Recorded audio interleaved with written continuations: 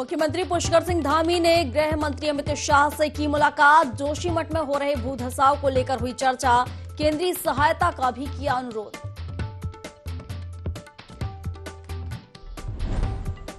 गणतंत्र दिवस पर नजर आएगी उत्तराखंड मानव खंड की झांकी। मुख्यमंत्री पुष्कर सिंह धामी ने झांकी का किया निरीक्षण। अधिकारियों को दिए उच्च कोटि के झांकी निर्माण के निर्देश। विधानसभा अध्यक्ष ऋतु खंडूरी ने राजकीय बेस चिकित्सालय कोटद्वार में किया ट्यूमर मार्कर मशीन का उद्घाटन। नवनिर्मित आवासीय ब्लॉक का किया लोकार्पण।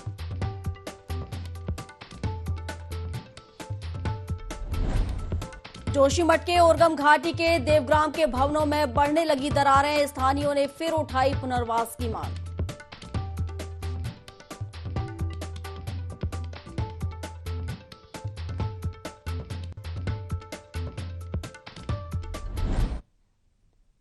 नमस्कार, देवभूमि लाइव में आप सभी का स्वागत है। मैं हूं आपके साथ प्रियंका। बुलेटिन की शुरुआत करेंगे बड़ी खबरों के साथ। बड़ी खबर देहरादून से। मुख्यमंत्री पुष्कर सिंह धामी समीक्षा बैठक करेंगे। जोशीमठ में आपदा राहत बचाव कार्यों की समीक्षा करते नजर आएंगे। बैठक में शासन के वरिष्ठ अधिकारी मौजूद रहेंगे और केंद्र से अंतरिम मदद मांगने पर भी चर्चा की जाएगी। तो कल सीएम धामी ने अमित शाह से मुलाकात भी की थी और केंद्र से जोशीमठ आपदा के लिए मदद मांगी है।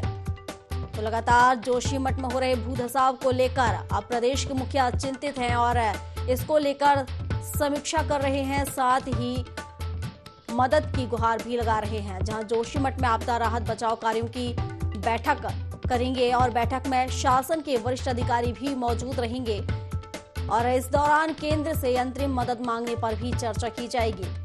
बता दें कि सीएम धामी ने कल अमित शाह से मुलाकात भी की थी, जहां उन्होंने केंद्र से जोशीमठ आपदा के लिए मदद मांगी है।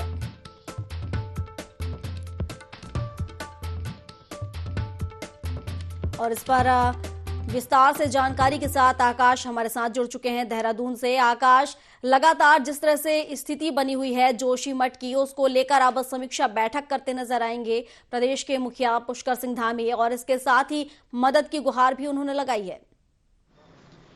देखिए, बिल्कुल कल जिस तरीके से गृह मंत्री अमित शाह से मुख्यमंत्री की मुलाकात हुई थी और जोशीमठ आपदा को लेकर उन्होंने तमाम जो बातें हैं वो कहीं ना कहीं बताई थी। किस तरीके से राहत और बचाव कार्य वहाँ पर चल रहा है, किस तरीके की सहायता जो है वहाँ पे प्रभावित परिवारों को दी जा रही है और साथ ही साथ ये भी मांग की थी कि जिस तरीके से हाल ही में कैबिनेट बैठक में तय किया गया था कि राहत और बचाव कार्य के साथ ही लोगों के विस्थापन को लेकर के एक बजट तैयार करने की कोशिश जो है की जाएगी, जिसको लेकर के केंद्र सरकार के पास जाया जाएगा और केंद्र सरकार से सहयोग की एक तरीके से अपील की जाएगी कि इस आपदा के घड़ी में जो है केंद्र जो है सहयोग करे। जिसके बाद कहीं ना कहीं कल अमित शाह ने पूरी मदद का जो भरोसा है वो कहीं ना कहीं राज्य सरकार को दिया था और उसी के चलते जिस तरह के मुख्यमंत्री लौटे हैं दिल्ली से और दिल्ली के लौटने के बाद आज जोशीमठ को जो राहत और बचाव कार्य है उसकी समीक्षा जो है मुख्यमंत्री करेंगे और जिसमें तमाम चीज़ों के बारे में जानकारी हासिल की जाएगी कि किस तरीके से वहाँ पर राहत और बचाव कार्य किए जा रहे हैं। क्योंकि ये भी बात आई है, जिस तरह से खुद आपदा सचिव ने इस बात का जिक्र किया कि पीपल कोटी में कहीं ना कहीं जो जमीन है उसका चिन्हीकरण जो है एक तरह से कर लिया गया है। तो पहले फेज में कहीं तकरीबन 135 परिवारों को वहाँ पे बसाने का काम जो है किया जाएगा।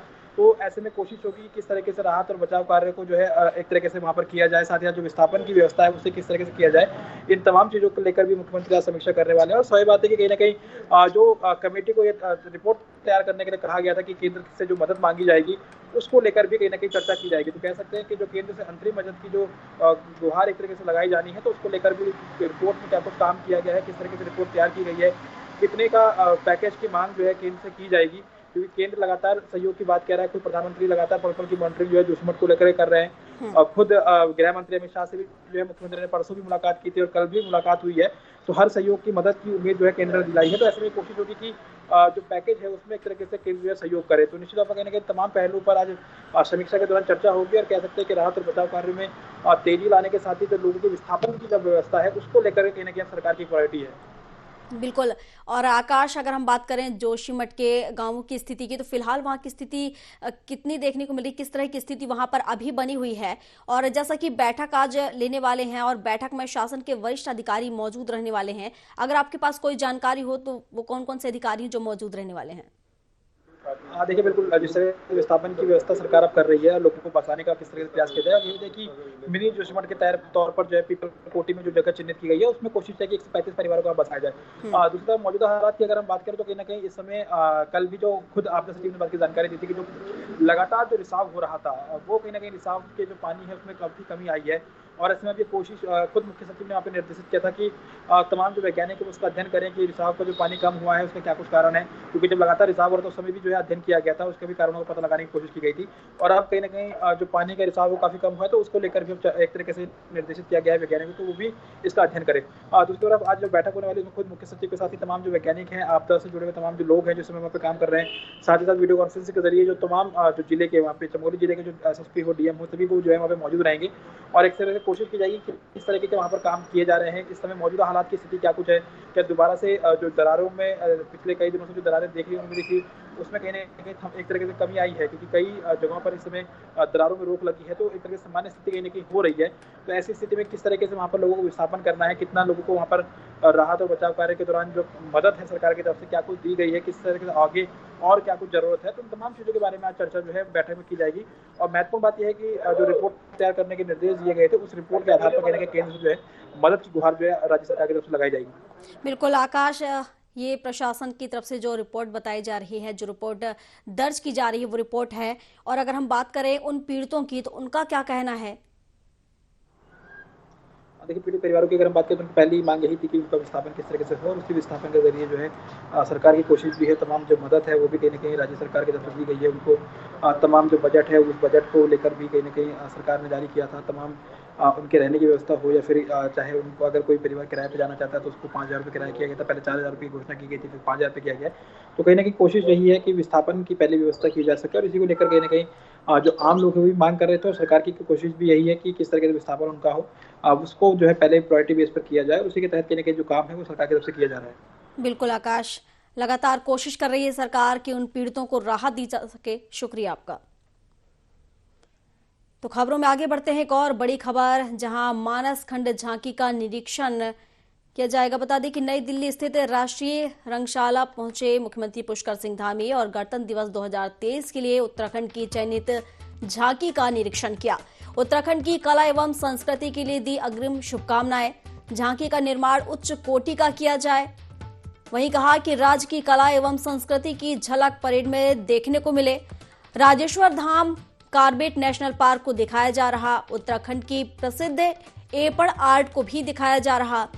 मानस खंड का उल्लेख स्कंद पुराण में वर्तमान कुमाऊं क्षेत्र से है, और चार धाम यात्रा की भांति मानस खंड मंदिर माला में हो रहा है कार्य। पौराणिक मंदिरों का चिन्हीकरण करते हुए सुविधाएं विकसित कर रही सरकार। पर्यटकों को पौराणिक और सांस्कृतिक विरासत से परिचित कराया जाएगा, और राज्य में पर्यटन के क्षेत्र में रोजगार के अवसर भी सृजित होंगे। बता दें कि अमित शाह से मुलाकात भी उन्होंने की है, और जोशीमठ पुराने भूस्खलन को लेकर भी उन्होंने चर्चा की है।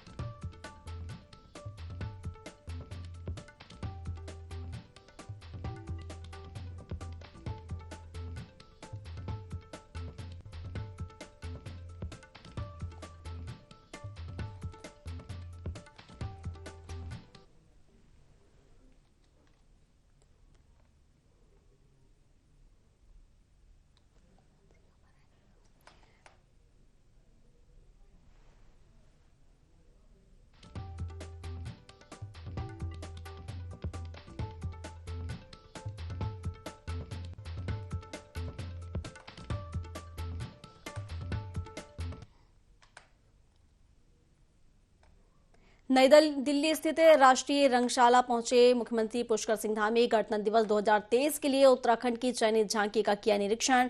उत्तराखंड की कला एवं संस्कृति के लिए दी अग्रिम शुभकामनाएं। झांकी का निर्माण उच्च कोटि का किया जाए, और राज्य की कला एवं संस्कृति की झलक परेड में देखने को मिले। राजेश्वर धाम कार्बेट नेशनल पार्क को दिखाया जा रहा। उत्तराखंड की प्रसिद्ध एपण आर्ट को भी दिखाया जा रहा। मानस खंड का उल्लेख स्कंद पुराण में वर्तमान कुमाऊं क्षेत्र से, और चार धाम यात्रा की भांति मानसखंड मंदिर माला में हो रहा कार्य। पौराणिक मंदिरों का चिन्हीकरण करते हुए सुविधाएं विकसित कर रही है सरकार। पर्यटकों को पौराणिक और सांस्कृतिक विरासत से परिचित कराया जाएगा। राज्य में पर्यटन के क्षेत्र में रोजगार के अवसर भी सृजित होंगे।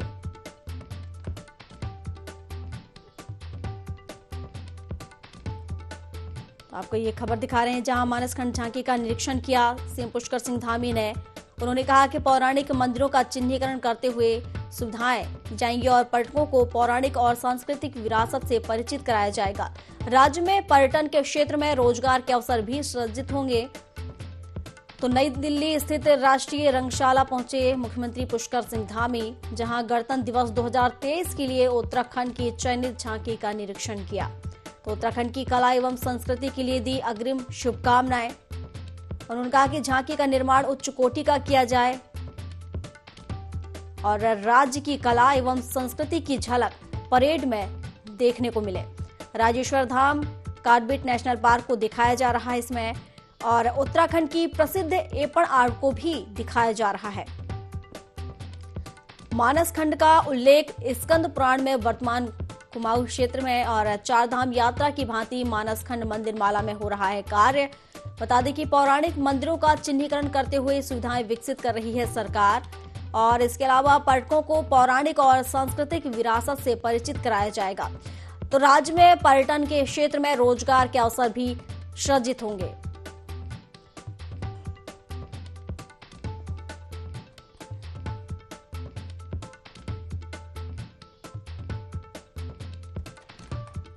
तो उत्तराखंड की कला एवं संस्कृति के लिए अग्रिम शुभकामनाएं उन्होंने दी हैं। बता दें झांकी का निर्माण उच्च कोटि का किया जाए, ऐसे निर्देश सीएम धामी ने दिए हैं।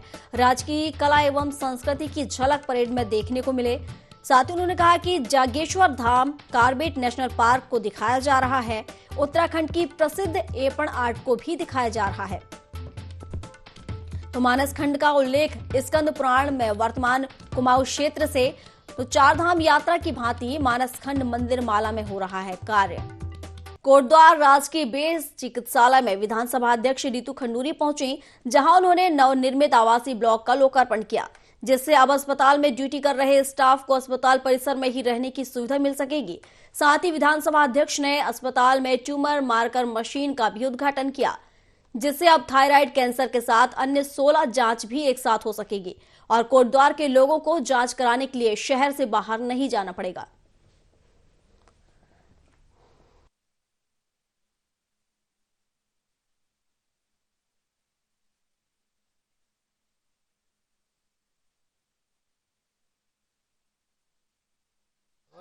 समय से यहाँ इस तरह की ये मांग चल रही थी कि ज़्यादा से ज़्यादा जांचें हम कोटद्वार में करा सकें, तो इसी के परिप्रेक्ष्य में आज ये ट्यूमर मार्कर मशीन का जो माननीय अध्यक्षा विधानसभा है रितु भूषण खंडूरी मैडम, उनके द्वारा आज इसका उद्घाटन किया गया है। और इसमें बहुत सारे टेस्ट एक ही साथ हो सकते हैं। इसमें 16 जांचें हम करा सकते हैं। 16 सैंपल एक साथ इस मशीन में डाल करके और कंप्यूटर से उसकी प्रोग्रामिंग की जाती है। सैंपल नंबर 1 किस चीज़ के लिए हमने लगाया है और डिफरेंट एजेंट यूज़ करते हुए और हम इसमें टेस्ट लगाते हैं और 2 घंटे के अंदर अंदर इसके रिजल्ट भी आ जाते हैं। तो मैं समझता हूँ कोटद्वार के लिए एक बहुत बड़ी उपलब्धि होगी। हॉस्पिटल कोटद्वार पहुंची और यहाँ पर 2 चीज़ों का हमने उद्घाटन किया। एक 10 घरों का एक ब्लॉक बना है यहाँ पर फॉर डॉक्टर्स के रहने के लिए मकान बने हैं। 10 उसमें यूनिट्स हैं, तो आज उसका एक उद्घाटन था। और दूसरा एक ट्यूमर मार्कर मशीन इन पैथोलॉजी, जिसमें थायराइड से लेके और कैंसर अगर डिटेक्ट हो रहा है आपके ब्लड टेस्ट से ही मात्र 2 घंटे में आपको प्रिलिमिनरी रिपोर्ट जो होती है, जो शुरुआती रिपोर्ट होती है, वो आपको मिल जाएगी। तो मैं बहुत खुश हूँ कि इस तरह की चीज़ें जो हम चाह रहे हैं कि लोगों को सुविधा हो, कोटद्वार में लोगों को सुविधा हो, एकदम से बाहर जाने की आवश्यकता ना पड़े, उस तरह का प्रयास शुरू हुआ है। तो मैं सभी को ढेर सारी शुभकामनाएं और जोशीमठ के गीरा बासा गांव के मकानों में भू धसाव और दरारों के चलते बुरे हाल हैं। यहां लगातार मकानों में दरारें आ रही हैं। लोग लंबे समय से प्रशासन से मांग करते रहे हैं कि गांव का पुनर्वास किया जाए, किंतु अभी तक कार्रवाई नहीं हो पाई है। लोग दहशत में जीवन यापन कर रहे हैं। कई लोग अपना घर छोड़ चुके हैं। देवग्राम के भल्ला खोला, मलिया खोला, गीरा बांसा, मूल्यावांसा गांव की स्थिति काफी नाजुक है। कई लोगों ने अपने मकान छोड़ दिए हैं। लगातार दरारें बढ़ रही हैं। स्थानीयों का कहना है कि विगत वर्ष और इस वर्ष भी प्रभारी मंत्री धन सिंह रावत को ज्ञापन दिया गया, लेकिन कार्रवाई नहीं हो पाई। गोपेश्वर में जिलाधिकारी चमोली को भी इस प्रकरण में ज्ञापन दिया गया है।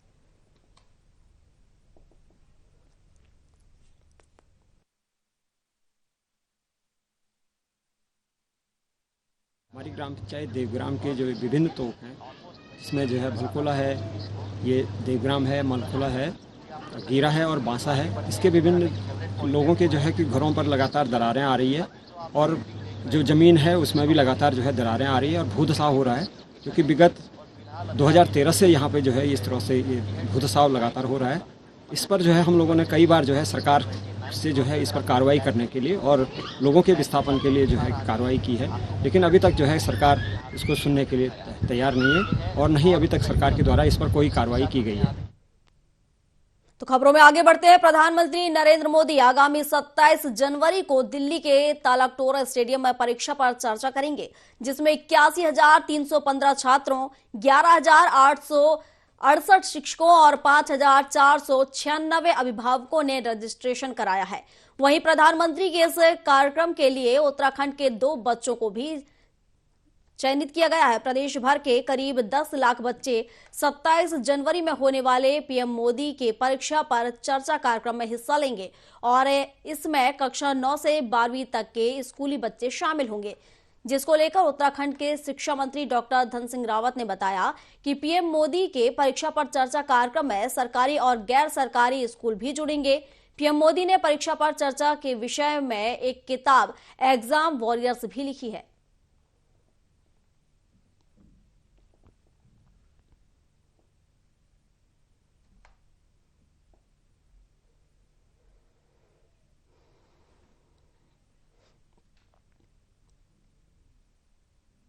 चलिए खबरों में आगे बढ़ते हैं। प्रधानमंत्री नरेंद्र मोदी आगामी 27 जनवरी को दिल्ली के तालकटोरा स्टेडियम में परीक्षा पर चर्चा करेंगे, जिसमें 81,315 छात्रों, 11,868 शिक्षकों और 5,496 अभिभावकों ने रजिस्ट्रेशन कराया है।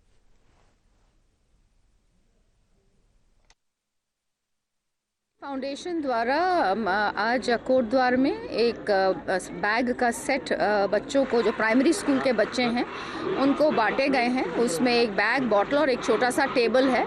तो मुझे बहुत खुशी और मैं धन्यवाद भी करना चाहूँगी ओएनजीसी फाउंडेशन का और ख़ास करके उनके सीईओ आदरणीय डीएम किरण जी का, नारायणी जी का, द्विवेदी जी का और चौहान जी का, जिन्होंने ये एक बहुत ही सुंदर कार्य किया है, जहां हम बच्चों को इनकरेज करने के लिए उन्हें हमें एक बैग और एक बॉटल दी है।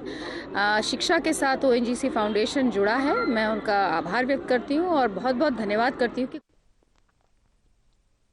खबर जनपद ऊधम सिंह नगर के जसपुर से है, जहां सैनिक कल्याण मंत्री एवं ऊधम सिंह जिले के प्रभारी मंत्री गणेश जोशी जसपुर पहुंचे, जहां जसपुर बॉर्डर पर भाजपा कार्यकर्ताओं ने उनका जोरदार स्वागत किया। सैनिक कल्याण मंत्री गणेश जोशी ने घोटाले को लेकर कहा कि धामी सरकार काम कर रही है। ये जितने भी घोटाले हुए हैं कांग्रेस के कार्यकाल में हुए हैं। पहले घोटालों को दबा दिया जाता था, लेकिन आज धामी सरकार उन घोटालों को जनता के सामने ला रही है और दोषी को सजा दिलाने का काम कर रही है। साथ ही कहा, धामी सरकार का संकल्प है, सही को छेड़ेंगे नहीं और गलत को छोड़ेंगे नहीं।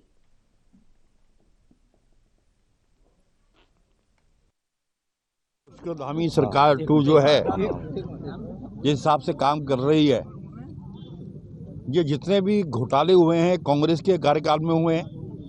पहले घोटालों को दबा दिया जाता था, लेकिन आज धामी सरकार एक एक घोटाले को जनता के सामने ला रही है, एक एक दोषी को सजा दिलाने का काम कर रही है। धामी सरकार का संकल्प है कि हम सही को छेड़ेंगे नहीं और गलत को छोड़ेंगे नहीं। कोई कितना भी बड़ा व्यक्ति हो, कितना बड़ा अधिकारी हो, और कहीं लिप्त पाया जाएगा तो उसके खिलाफ कार्रवाई होगी। हरिद्वार के सिडकुल में आरएम गिरधर रावत ने लोहड़ी की रात दीप गंगा सोसाइटी पहुंचकर शराब के नशे में खूब हंगामा किया था। साथ ही लोगों के साथ अभद्रता भी की, जिसकी सूचना लोगों ने पुलिस को दी, जिसके बाद आरएम रावत ने पुलिस के सामने सबसे माफी मांगी। पर हंगामा करना रावत को भारी पड़ सकता है। कैबिनेट मंत्री गणेश जोशी ने सिडकुल के एमडी को रावत को सस्पेंड करने के निर्देश दिए हैं। वहीं औद्योगिक विकास कैबिनेट मंत्री का कहना है कि उन्हें आरएम रावत के खिलाफ शिकायत प्राप्त हुई थी कि नशे में उन्होंने महिला के साथ अभद्रता की थी। साथ ही कहा कि इस पूरे प्रकरण की सख्ती से जांच की जाएगी।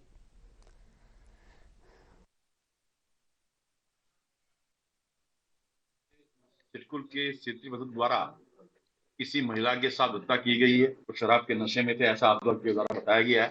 और मैंने तुरंत सिडकुल के एमडी रोहित मीणा से दूरभाष से बात की है, उनको सस्पेंड किया जाएगा, पूरी प्रकरण की जांच की जाएगी और उस जांच में अगर और दोषी पाए जाते हैं और भी इससे बड़ी सजा उनको दी जाएगी। और कहीं भी कोई मामला संज्ञान में आता है, सरकार तुरंत कार्रवाई करेगी। भारत जोड़ो यात्रा के समापन के साथ ही कांग्रेस एक और अभियान शुरू करने जा रही है। 26 जनवरी से पूरे देश में हाथ से हाथ जोड़ो अभियान की शुरुआत की जाएगी। इसमें समाज के सभी वर्गों को कांग्रेस से जोड़ने की कोशिश की जाएगी। वहीं अभियान के प्रभारी अजय कुमार लल्लू की अध्यक्षता में कांग्रेस प्रदेश कांग्रेस नेताओं के साथ बैठक हुई, जिसमें अभियान को सफल बनाने के लिए चर्चा की गई।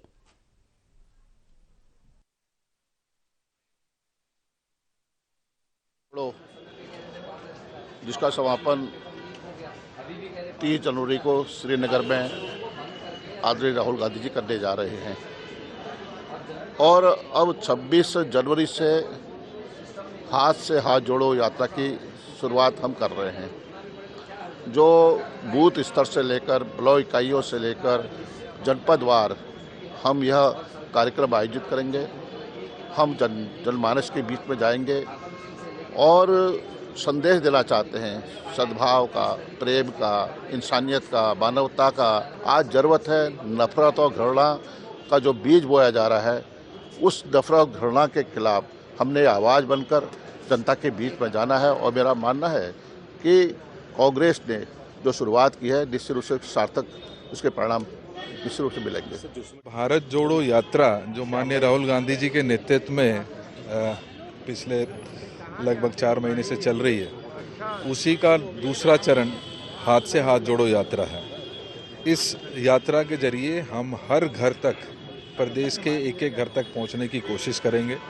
जो भारत जोड़ो यात्रा का संदेश है, चाहे वो बेरोजगारी के विरुद्ध, चाहे महंगाई के विरुद्ध या आपसी भाईचारे में जिस तरीके की दरार आज लगातार पूरे देश में है, उस मैसेज को लेकर, माननीय राहुल गांधी जी के मैसेज को लेकर हम हर घर तक पहुंचने की कोशिश करेंगे। इसे उत्तरायणी मेले के उद्घाटन के अवसर पर सीएम धामी टकनपुर पहुंचे थे। इस दौरान कार्यक्रम में टकनपुर कोतवाली प्रभारी चंद्रमोहन सिंह ने सुरक्षा के नाम पर पत्रकार देवेंद्र चंद्र के साथ अभद्रता कर दी, जिसके चलते चंपावत जिले के सभी पत्रकारों में काफी आक्रोश है।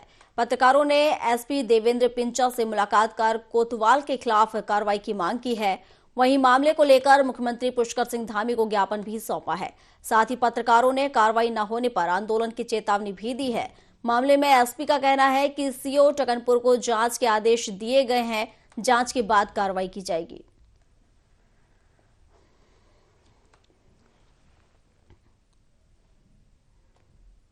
बुलेटिन में अभी के लिए बस इतना ही। अधिक जानकारी के लिए आप बने रहिए हमारे साथ और देखते रहिए IND24। नमस्कार।